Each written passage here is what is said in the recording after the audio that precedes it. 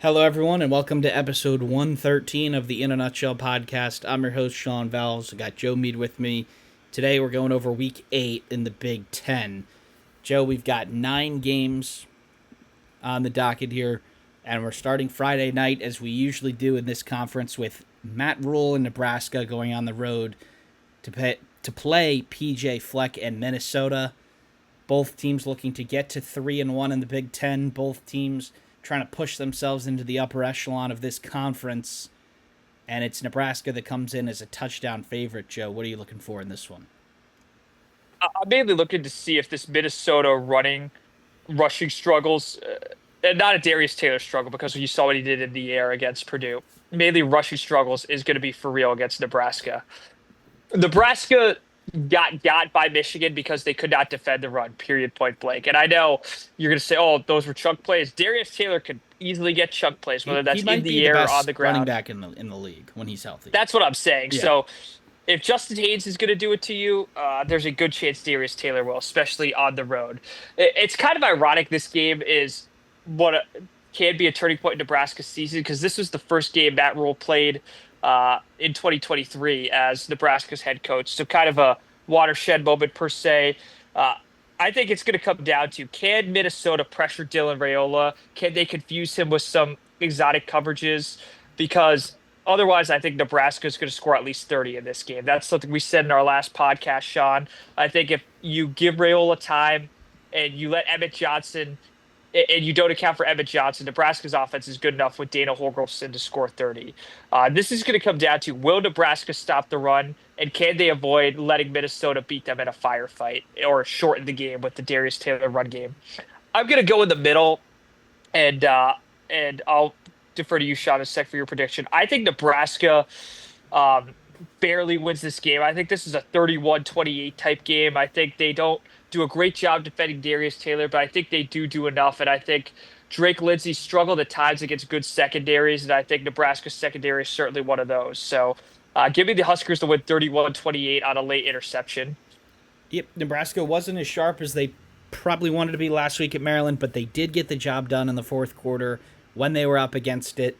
Um, I think this being a night game does help Minnesota's chances. 7 o'clock local time there. Um, these Friday night games have been pretty good crowds for the home teams, so I think that could play into it. I think Nebraska is going to carry over that fourth quarter from Maryland into this one. I think they're not going to fall behind in the grand scheme of things, Joe. I think Maryland and Minnesota are pretty comparable teams right now. Maybe Minnesota's slightly better, but I think Nebraska, you know, 10-0 lead early, and they hold them off the rest of the way. I'm going to go Nebraska 27, Minnesota 21. All right, let's turn the page to Saturday. Noon on Fox. Big noon kickoff is going to BYU, to Provo. This is the big noon game, though, on Fox. It's Washington at Michigan, a rematch of the national title game from 2 years ago. Washington did get their revenge last year, but Michigan at home this year. Joe, Michigan's -6.5. That's a interesting spread considering how the two teams looked the last couple weeks. Washington has just one loss. That's to Ohio State. Michigan has their losses on the road to Oklahoma and USC. Sort of two teams going in opposite directions coming into this one. Yeah, I completely agree, Sean. I'm pretty shocked as you are by the line, especially because we don't quite know the status of Justice Haynes. Sharon Moore did just say that he is questionable for that game, and you saw not why Michigan lost to USC. You saw a regression in the Michigan rushing attack without Haynes and overall the offense. This is going to come down to, can Michigan stop Damon Williams? Can they stop him on the ground? I don't know if they can. I think they could stop him in the air with some of the pass rush, but then if you don't bring him down, which Michigan's had trouble tackling lately, especially their secondary, Damon Williams and Sean, you know this. Damon Williams, Jonah Coleman, Denzel Boston, Omari Evans, those guys will make you pay dearly for it.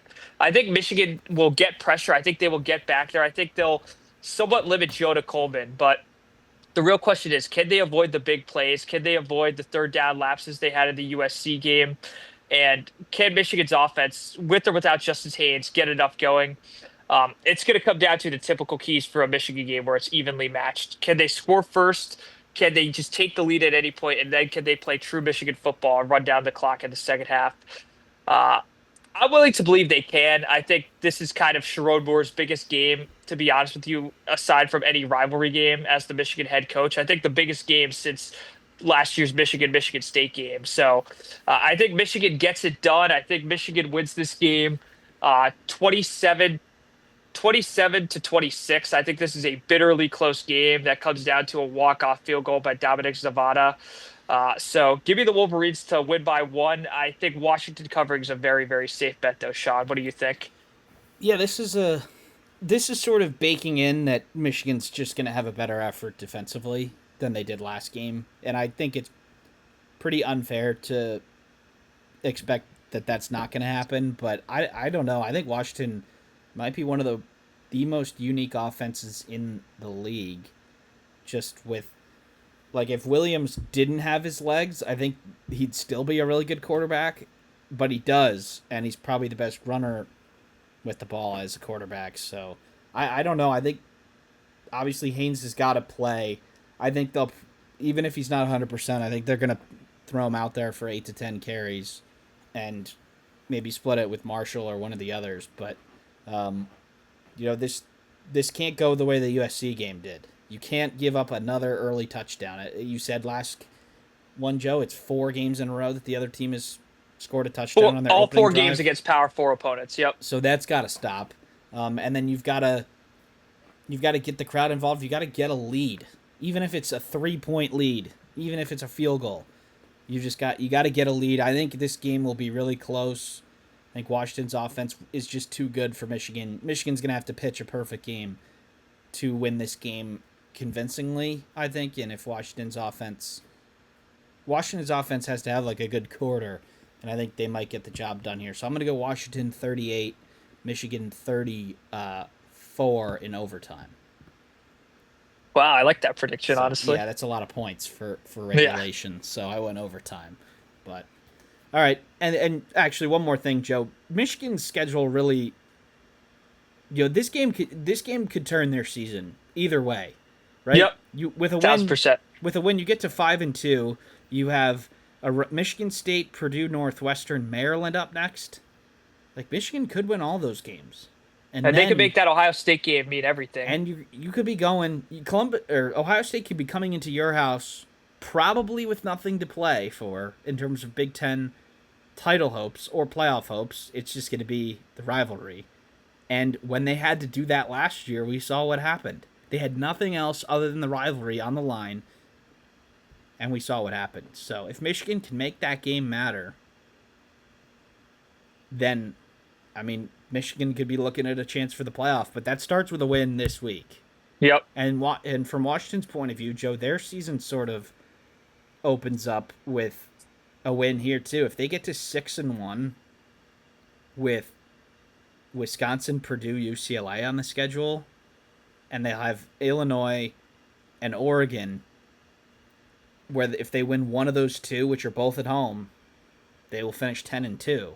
So I think the team that wins this game, there's a real path to the college football playoff. The team that loses will probably be, thinking about what bowl they're going to play in, and all that. But see what happens. I think Washington just barely gets the job done, but Michigan, they're going to get a better effort than last week, and I think it's a tough spot for Washington to be walking into. All right, Joe. Purdue at Northwestern. Northwestern looking for win number 5. They're field goal favorites, and Purdue still looking for win number 1 of the Coach Odom era. So what are you looking for in this one? I'll come flat out and say it. I think Purdue upsets Northwestern here. I think we've been saying they've been close. They've been last week they were very close. They kind of teased it. Last week was more the trailer. I think this is the movie where they do it. I think Ryan Brown calms down from his putrid performance against Minnesota. I think Devin Maccabee's a solid enough running back. I think this becomes a tip. I always say this, a typical Big Ten West game. I think Purdue wins an ugly, ugly game, 24 to 23. I think they probably win the game on a 2-point conversion because as Sean pointed out last cast, this is a very unafraid, don't give a bleep offense. And I think there's enough of those plays that could swing their way, and Purdue gets it done. I still think Northwestern will have a shot at a bowl game. Um, but I think if you're Northwestern, this is a must win in terms of doing that. Your path becomes a lot clearer. It's a dangerous spot for Northwestern coming off that really big win against Penn State where absolutely nobody is really giving them credit. But they probably are internally. And Purdue, like, when you are only going to have a chance to win so many of your games, like, you're going to get up for those. And it's Yep. going to be a, you know, it's an away game without like a, major crowd there. This game really won't have won't have much on the line like for the rest of the season, but it's a chance for these kids to get a win at Purdue, and it's a chance for Northwestern to get the 5-2 and 3-1, which is really anything better than we all would have thought at the beginning of the year. So I'm gonna go Northwestern 20, Purdue 23. I just think the Boilers have one. They have one play in their bag that they pull off, and that's the difference. But all right, away we go, Joe. Number one, Ohio State, going up to Madison to play Wisconsin. 24.5-point favorites for the visiting Buckeyes. We talked about it on our recap. Wisconsin, potentially their funeral was last week. This thing could get ugly quick. Yeah, I don't think this game will be competitive at all. I think 2 years ago, this game was very entertaining. It came down to the wire. Um, these two programs are complete polar opposites. And for anyone wondering, like there was an argument way back in the day, would Luke Fickell be a better coach at Ohio State than Ryan Day? Clearly, no. I'm not saying Fickell can't coach, but let's just call it what it is. I think Ohio State's offense probably toys around with Wisconsin a bit. That's probably why they'll punt a few times. Wisconsin's offense will struggle to score at all on Ohio State. Give me the Buckeyes to win this game 34-6. I'm gonna go 52 to Whoa. 6. I don't. I think Ohio State like is gonna take this really seriously defensively and not try and give up a touchdown. And like for their offensive players, if they come out of the gates executing, like they're gonna get a half off. So I think 52-6 Ohio State, and it gets even uglier there in Madison. All right, 3:30 on Peacock, Joe. We've got the I believe it's the game for the old brass spittoon. Michigan State heading up to Bloomington, where Indiana are 27.5-point favorites. Aiden Childs' availability in the air at this point, and Indiana coming off of the biggest win in program history.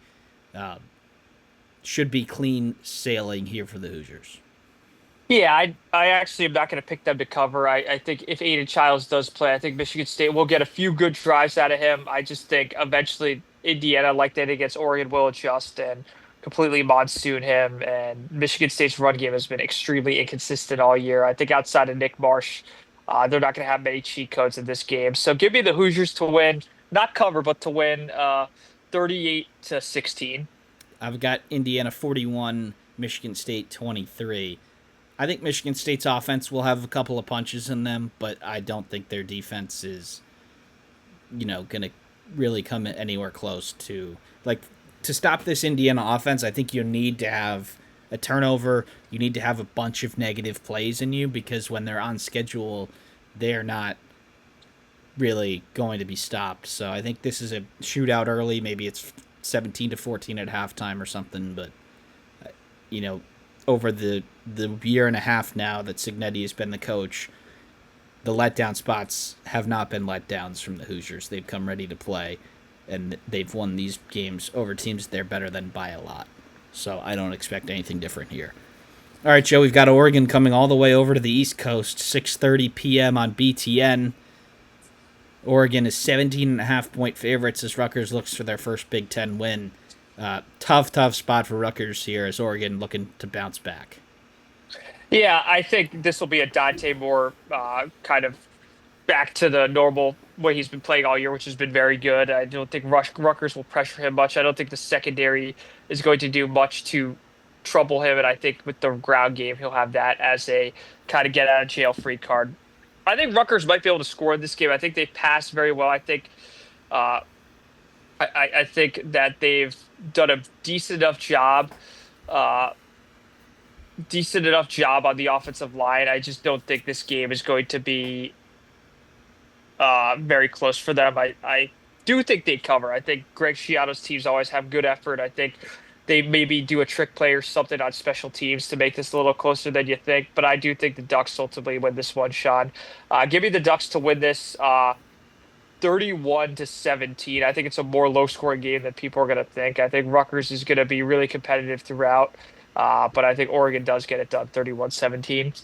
I just think Oregon's offense is going to come ready to play after sort of getting owned in the second half last week. I'm going to go Oregon 35, Rutgers 20. All right, Penn State going to Kinnick for a night game, Joe. 7 o'clock Eastern on Peacock.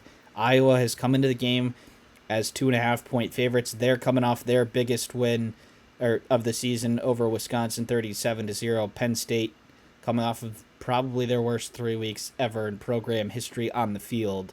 Um, See what happens here for Penn State. But Iowa's got to be smelling blood in the water. For Ethan Gruckmeyer, knowing him personally, he's a great kid and he is a very talented quarterback. I've said in high school, shot probably should have been a higher four, if not a low 5 star. Uh, this is a very harsh trial by fire at Iowa, at Ohio State, versus number three Indiana. That's brutal. So I'm not gonna make such a harsh judgment on him. I do think with Singleton and Allen, if they could be a complementary enough offense and they could kind of simplify things for Grunkmeyer, because Andy Kolnicki runs a very complex scheme. If they could make things very simple, I think Penn State could win this game scoring 20 or more. And I do think they could do it. I actually am going to pick the Nittany Lions to upset the spread and win this game 23-20. Give me the Nittany Lions to win I wouldn't say a program changing game, but I'd say maybe a season turnaround where they could perhaps make a bowl game and get to 7-8 wins. Yeah, I think I don't know. This is obviously a very tough game. Indiana scored 20 points against Iowa, and that's the best defensive effort that we've seen against the Hoosiers. And Iowa was very close to winning that game. They had a chance to hit a field goal in the 40-yard range with 3 minutes left to take the lead. So I think this will be a tough place to play for Penn State, but like the pressure's off them now. Like nobody expects anything of them the rest of the way this year. And with if they fall behind early and they have to push it, Penn State's going to get buried, but I don't think Iowa like he's not Grunkmeyer's not going to have to take any really big chances early. They're probably going to be punting for field position a lot. Maybe the defense can make a big play for him, but I wonder if easing into the game like that and not having to force it might be better for him. I just think Iowa, like at home, might be the toughest place to play in terms of like how good their team is versus how tough it is to play there. Like, really, there's a reason why we always talk about Iowa away. No matter how good they are, it's a tough place to play. And this team actually is pretty good this year for Iowa. So I think Iowa wins 21-17. I think it's a close game. I think Penn State's effort is a lot better, but I just don't really. I think it takes an elite team to beat Iowa at home, and Penn State, unfortunately, is not that. All right, Joe, we got Maryland at UCLA at the Rose Bowl. UCLA coming in as field goal favorites. What a big turn of events here the last couple of weeks. I think UCLA. I think they get it done again, Sean. I think they're just riding. This is like the hot basketball team in the conference tournament that could only get to the tournament by winning it. And unlike that, they have a week rest each time. So I like the Bruins in this game. I think there's probably a little more buzz around the program. That stadium will still only be 30% full this time. But I think UCLA is kind of going to embrace it. I think Malik Washington's been a better freshman QB than Bryce Underwood, to be very clear. So Yep.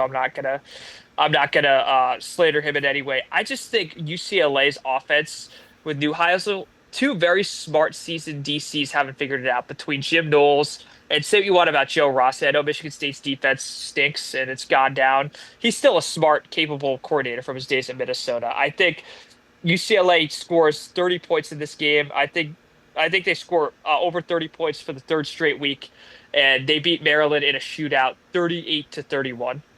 I think UCLA is going to win this game too, and I think it might be by a lot. Like Maryland, they're I don't know if they're starting to get figured out, but teams are starting to be able to scheme against their offense a little bit better, and UCLA still has not put a lot of film out there. I think, like you said, the conference tournament Cinderella usually does crash and burn at one point and lose by 30 to a way better team. That's not Maryland. I don't think Maryland is way better than them. So I think UCLA continues their hot offensive, you know, streak here, and I think Maryland just can't keep up. I'm going to go UCLA 31, Maryland 23. All right, Joe, and the last one, we're going to wrap up on NBC. We've got USC going to South Bend to play Notre Dame. Notre Dame almost 10-point favorites as of now. The Fighting Irish lost 2 games early in the year to Miami and Texas A&M, two really good teams by less than one score, and they've sort of taken care of business these last couple weeks. And USC coming off that really nice win against Michigan. Both teams' path to the college football playoff starts with a win here. What are you looking forward to in this one?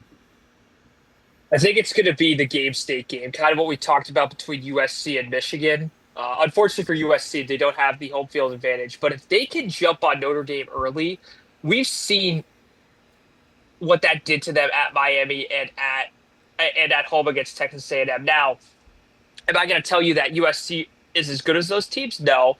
What I can tell you is the onslaught will continue. If USC gets ahead early and they get up 2 possessions, I think it's going to be very difficult for Notre Dame to come back. I think CJ Carr, even in those 2 losses, has been a very, very impressive first-year starting quarterback. I certainly think that he's not a problem, nor is their running game.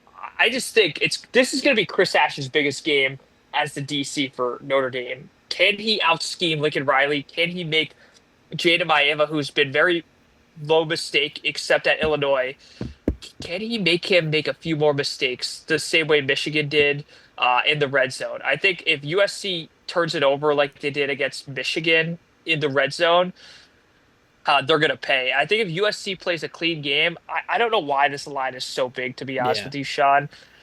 I think it's going to be who game states the other first, and can you dig out of the hole? So with that said, Sean, I'm going to give Notre Dame the benefit of the doubt. I think they win this game 34-30. I think Notre Dame, if they ever have a lead in this game, will be fine because they could run and kill clock and limit USC possessions. But mark my words, Sean, if USC wins this game, I'll go out on a limb. I think they do it by 2 possessions. Notre Dame's defense was a problem early on, and it has been better recently. 13 points given up against Arkansas, 7 against Boise State, 7 against NC State. And you may not be impressed with those teams, but, they couldn't stop anybody the first couple weeks. So this is really a barometer game for their defense for me. USC is an elite offense. They just put 30 plus on Michigan. They've been scoring a ton of points against everybody. Can Notre Dame's defense do enough? Because their offense is pretty good. Carr is a good quarterback, and I think these two teams are very similar. I think I'll give Notre Dame the edge by a field goal right now just because they're at home, but there is a way that USC goes in there and Notre Dame can't keep up. And the way that this thing has turned out, like Notre Dame needed USC to be good coming into this one because they already have 2 losses. There's a way they get to the college football playoff at 10-2, but with no conference championship, this is just a huge game for them, and for USC too. They can go to 6-1 with a road win against Notre Dame, and they might be in our next college football playoff projection. So huge, huge game here. I think Notre Dame wins 34-31, but with how good both offenses are, this could be a game that isn't close either way. All right, Joe. Well, that is all we have from today. Thank you, everybody, for tuning in, and we'll see you next time.